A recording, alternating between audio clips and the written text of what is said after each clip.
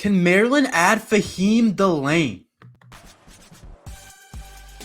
You are Locked On Terps, your daily podcast on the Maryland Terps. Part of the Locked On Podcast Network, your team every day. What's up, everyone? I'm Tre Moore, video content creator for 247 and InsideMarylandSports.com, and host of Locked On Terps for the Locked On Podcast Network, your team every day. So thank you for making us part of your day. And today's episode is brought to you by LinkedIn Jobs. These days, new potential hires can feel like high-stakes wagers for your small business. That's why LinkedIn Jobs helps find the right people for your team faster and for free. So post your job for free at linkedin.com/lockedoncollege. Terms and conditions apply. Can the Maryland Terrapins land Faheem Delane? And if the Terps land Faheen Delane, I think that Maryland safety duo in a couple of years has potential to be the best safety duo, the best future safety duo in not only the Big Ten, but the entire country if Maryland is able to land Faheem Delane. One of the top players in the 2025 class, has to be definitely a priority for Maryland football, a local kid from Our Lady of Good Counsel, so right in the DMV area. Good Counsel produces plenty of really good players in one of the better leagues in the country, in the WCAC, where Maryland obviously is going to love to recruit from, because that's the main league. That's the best league in the DMV area in terms of high school talent. You got schools like St. John's, you got schools like Gonzaga, you got schools like DeMatha, all schools that have a tradition of being really good every single year, and usually at least 2 or 3 of them are in the high school football top 25. And Faheem Delane has been one of those guys that is a dude for Good Counsel, a dude. He plays the safety position, 6'2", 200 pounds, has the frame. I'm reading his scouting report on 247. And Andrew Ivins said that he has a really great ready to come into college football frame. Might have to get a little bit stronger, but that's just about everybody else. Has the frame that you want at 6'2", 200 pounds. That's like ready to go, ready to play if you're about 6'2", 200 pounds. He's got the height and the length. Whenever you're a little bit taller, on the taller side of the safety position, then that's a really good spot to be. You can cover more ground. The length is needed in coverage in the back end, whether you're playing cover 3, playing cover 2 man, you're having to defend a deep half. Having more length in coverage really helps in the safety spot. So him being 6'2" is a really good spot for him. It says 6'2 and a half. So maybe a little bit closer to 6'3", but I would probably guess he's closer to 6'2". And this is a guy that I think that Maryland lands. They have the best safety duo in the coming years in not only the Big Ten, but really I do believe in the country. It's interesting because you talk about Brandon Jacobs, who was our highest rated player last year in our 2024 class. A really good player Brandon Jacobs is. And you know, they're similar type of guys in terms of traits and athleticism. I think they're a little bit different players, but I think that they're similar type of players in terms of their height, their weight, how they're coming into college. And Brandon Jacobs has a lot of the stuff that I like that Faheem Delane has. And when I watch Brandon Jacobs play and I watch Faheem play, I think that they would create one of the better duos we have seen. See, Brandon Jacobs is 6'1", 6'2", and he came into Maryland about 195. It has him listed at 192. I don't know what his updated weight is since, he's been in the weight room at Maryland, but he came in at 192. He's a 4-star, ranked as a top player in the 2024 class, and is a really, really top end guy for out of Florida. Out of Orlando, Florida. And I'm thinking if you align Brandon Jacobs and Faheem Delane together for Maryland football, I think there's no reason why you don't have, maybe it won't be next year because both of those guys will be young, but I see no reason why in the future of Maryland football, you have one of the best safety duos in the entire country in the Big Ten. Just They can both cover. They can both play up in the box. They can both cover ground. And I think that's where they kind of separate themselves and they're a little bit different. I think Faheem is a little bit better in the box type of guy, better in the run game. He's better at coming up and making plays. I'm watching Faheem's tape before I'm recording this, and I'm like, whew. He's got some of that. He comes up and he's going to hit you. He's going to hit the run gaps. He likes to play that off-ball linebacker spot. You could really put him up in the box a lot if you want to run some single high type of stuff. Faheem is a really good guy that you want to use as a blitzer. He's really good at that sort of thing. And then I think of Brandon Jacobs, he's better off covering, and they both vice versa can do the other spot very well, or they wouldn't be highly recruited guys like they are, and they wouldn't be 4-stars. And Faheen Delane's a borderline 5-star in the class of 2025. But I think that the way that they are different can really help them be successful. And I think two players that are different, especially at the safety spot, can really mesh well. And you just love the length that they both bring, both at 6'2". And you're looking at one of the best safety duos in the Big Ten a couple years down the road. And I think that if Faheem comes in, I think he starts right away. Glendon Miller and Dante Trader are both probably gone next year. And so I'm looking at it and I'm saying Faheem can come in and start right away, right next to Brandon Jacobs. And okay, it's a freshman and sophomore starting, and they might go through some growing pains, but they're going to show some stuff that you're like, that's why we got this guy to be. This is why we wanted this kid. This is why this kid's a top player in the class. And they might struggle a little bit at times, but then you're going to be looking at them the next year and you're going to be like, oh, yeah, that's a special duo. That's a difference-changing duo at the safety spot for Maryland football. So I think if they're able to land Faheem Delane, that Maryland can continue to have a lot of success in the secondary. And you start looking at it, and instead of rebuilding, you're reloading. And that's kind of a spot where I can't say Maryland football has been yet, in a spot where they're reloading instead of rebuilding. A lot of the top schools in the country reload, don't rebuild. And I think if Maryland can kind of hit that spot where instead of rebuilding and having to teach new things and figure out new players and figure out who's going to really start, you have two guys that are coming in, both 4-star rated players that are already ready to go and ready to start, and could have a higher ceiling than even Dante Trader and Bo Braid had at the safety spot. And those two guys are two of our best players for the last couple of years, or Glendon Miller this year. And so I'm looking at them and I'm thinking that duo could be special. But now we get into more of the realistic part of it. Can Maryland actually land Faheem Delane? That's a question that's like, I don't know if the Terps have what it takes to land him. It's really hard to land these blue chip prospects. It just is for Maryland football, whether it's the NIL, whether it's just how good of a program we are. It's hard to land some of these players that are the top of their class, some of these players that are just really good 4 or 5-star players that even if they're from the DMV, it's really hard to land some of them. And Faheem Delane honestly falls into that category. He's the 31st ranked player in the 2025 class. He's the number 3 ranked safety in the class, and he's number 1 in Maryland. So he's a guy that just about everybody in the country is going to want, and that's what his offer list shows. LSU, Ohio State, Oregon, and plenty of other offers, but those are just some of the ones that he's really considering.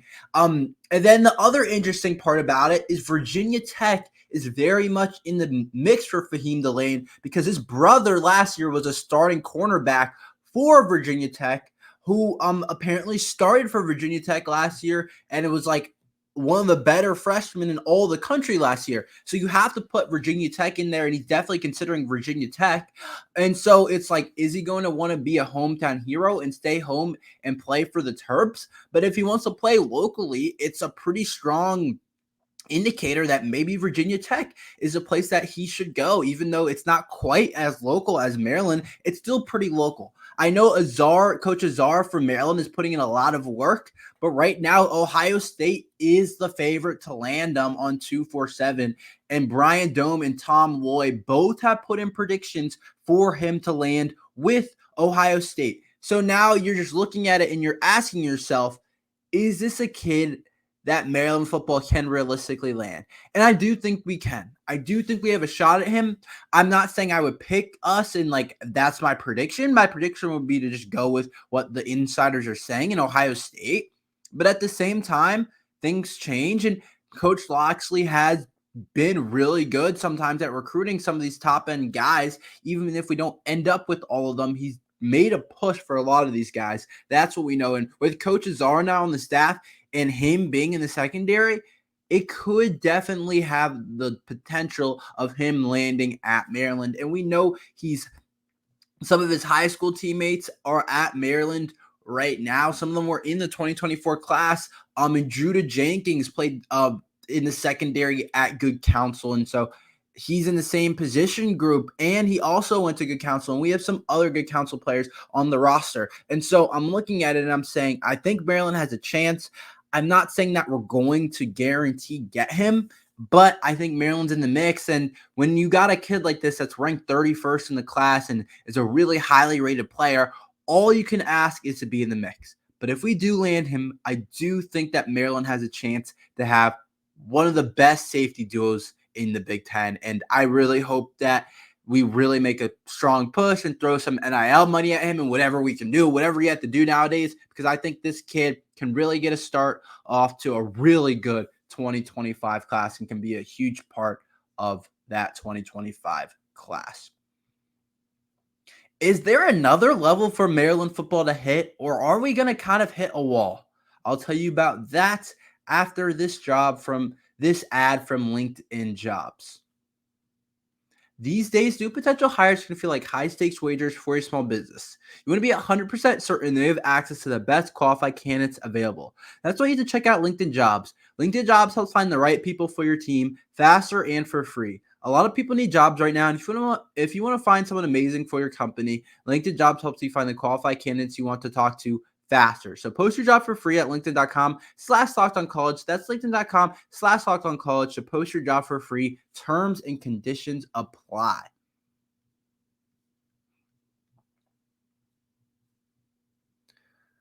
Is there another level for Maryland football to hit? And I've kind of gone back and forth with this in my head.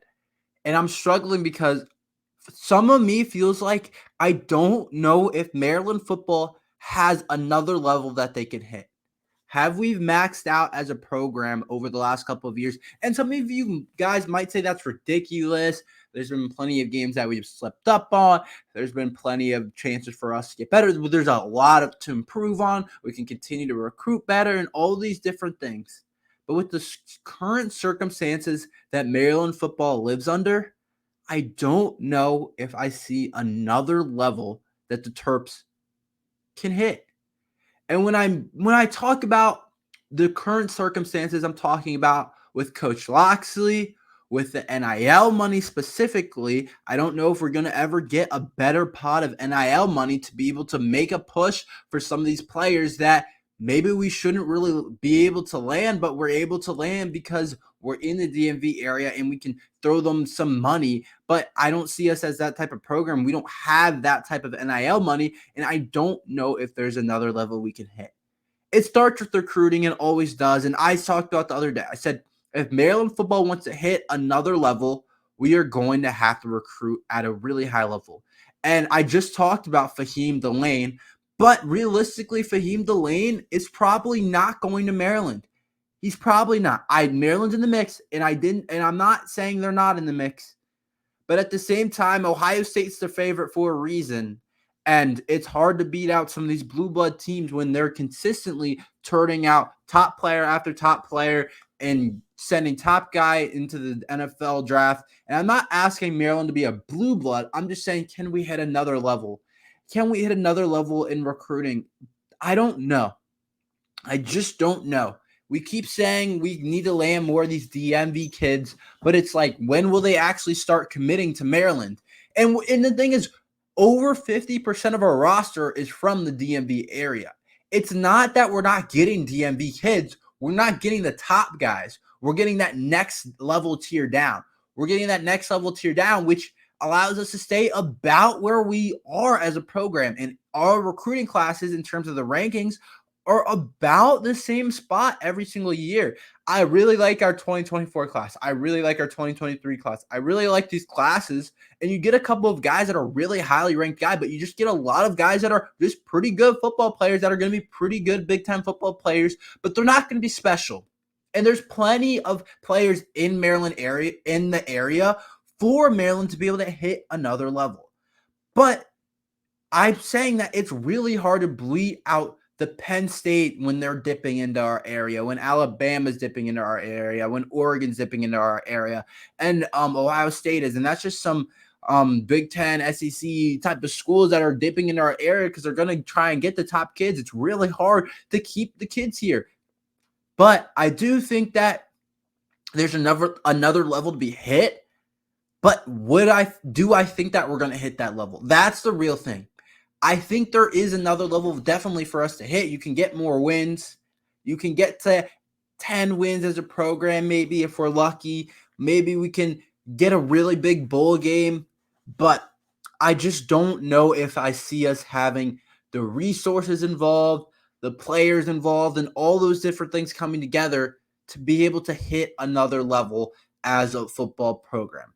And then also you got to look at it with Coach Locksley. And I said that Coach Locksley's ranked too low in the Big Ten. He should be higher on that ranked list. In terms of, there's not like an actual like ranking that the Big Ten releases of the coaching, but I read a couple articles and they said that Coach Locksley's pretty low and they have them like him third to last in the Big Ten coaching rankings. And I said he should be higher because of what he's done at Maryland and changed his program.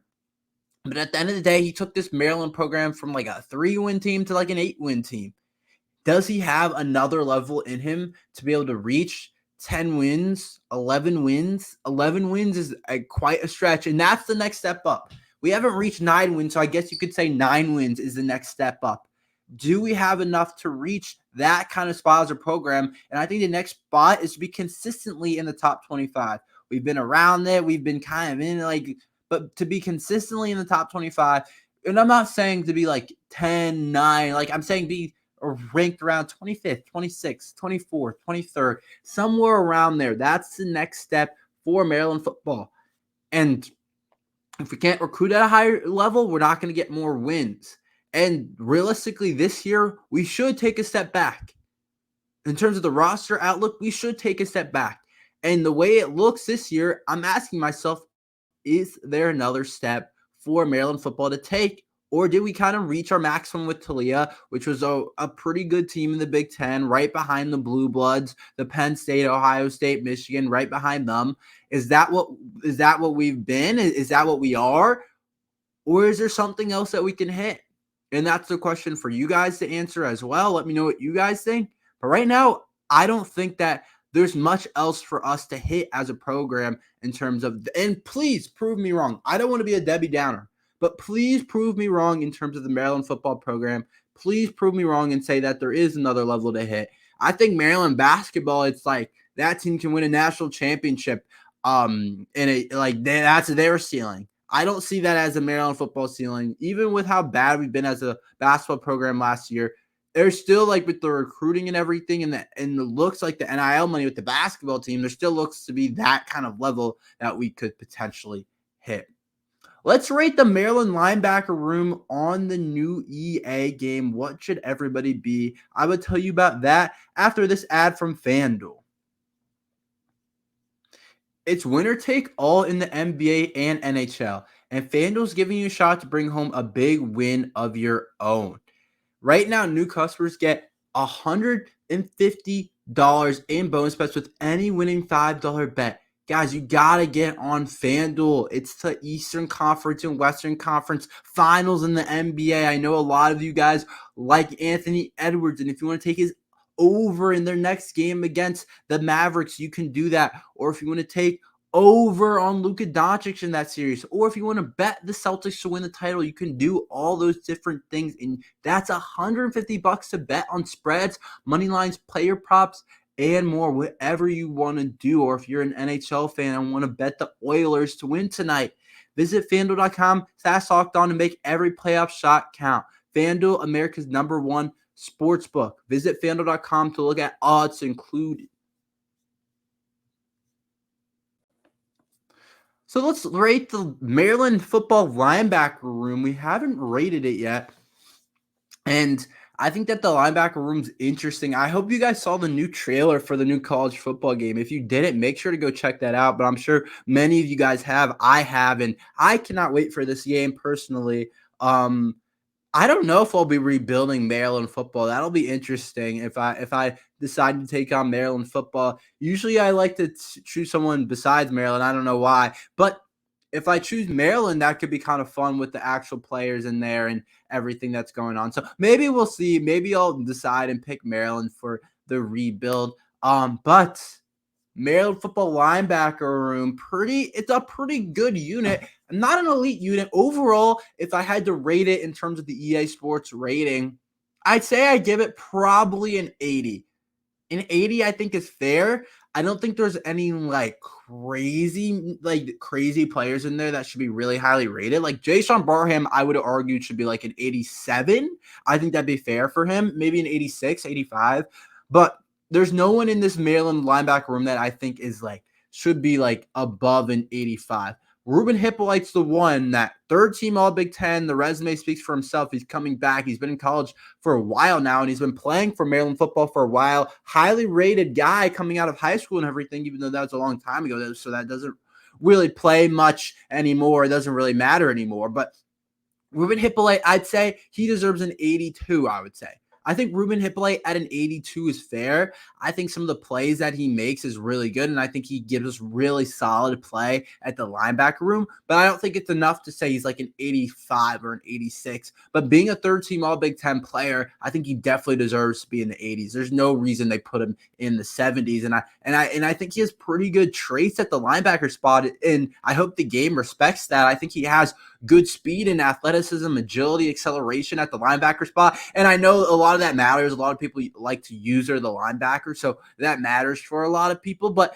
how fast you are, because you just want to be able to move around and have range. And I think he's got some of that range, but I think there's definitely some statistics that they might make lower for him. Maybe the coverage ability might be lower. The tackling, I think, should be somewhere in the middle. I don't think of him as like an automatic tackler, but I think of him as a really good tackler. But I think he has a lot of range. I think he can tackle at a pretty good spot. And maybe the coverage spot's a little bit low, but I do think he's athletic enough to cover guys. But that's kind of where I have him at, about an 82 for Ruben Hippolyte.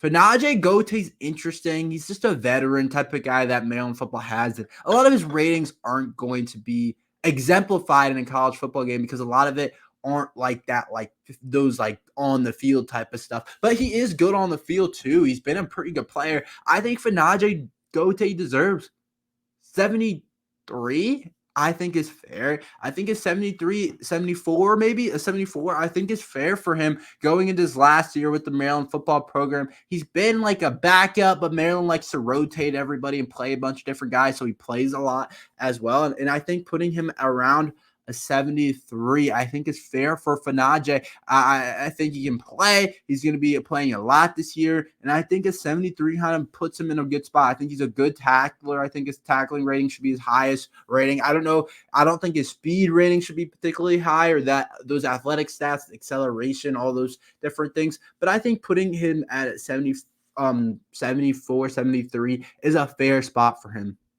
Now, the last player I'm going to rate, Caleb Wheatland, the talented player who is a junior now, I guess. Caleb Wheatland's been playing at Maryland football since he's been a freshman, and now the fact that he's a junior, or I guess he's still, or I guess you would consider him a junior now. It's summer, but I was going to say if it's still the spring, if you guys are still saying it's the spring, I guess you would still consider him a sophomore, but he's a junior now for Maryland football, and so you look at him and you say, okay, this kid is he's a really good player for Maryland football. Has been playing since he's a freshman. I think Caleb Wheatland, I think he deserves a 78. 78, I think is fair. And he's been playing a lot, and he's played some high level. Last year, there were times where I was like, he might be our best linebacker right now. He's a good tackler. He also lacks in kind of the physical traits, but he plays with a really high IQ and all those different things, which again, some of that isn't going to be great on the game to play with, but he's more of an in-person type of player. I think Ruben Hippolyte's the kind of guy that could be really good in the game, but I think a 78 for Caleb Wheatland's beyond fair. That's all we have for today. Thank you for listening to Locked On Terps. Make sure you like and subscribe. We're here every day talking Maryland football and basketball, so thank you for listening to Locked On Terps.